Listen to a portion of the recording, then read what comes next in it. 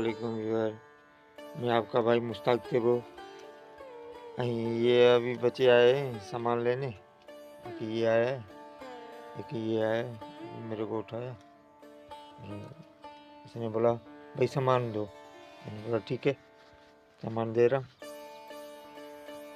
एक ये बच्चा, एक ये बड़ा वाला।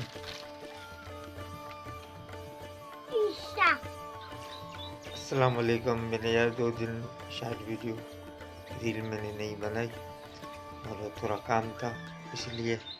और यार मेरे जो व्यूज़ है वो कम हो गए, मेरा जो दिल है टूट गया और मेरा वॉच टाइम भी जो है वो भी कम हो गया। मेरे को तो 1 महीना हुआ है यार, ये मसला हो गया, इसलिए जो दिल मेरा टूट गया। मैंने बोला मैंने बोला कोशिश करेंगे, आप साथ थे ना। ये मैं कल लेके आया था, आप चेक करो। ये यार बड़े हो गए यार, मेरे कमरे से बड़े हो गए। और ये 2 बच्चियां हैं, ये भी आई है, ये सामान लेने।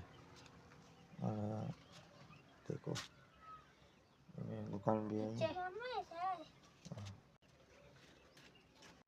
ये दुकान।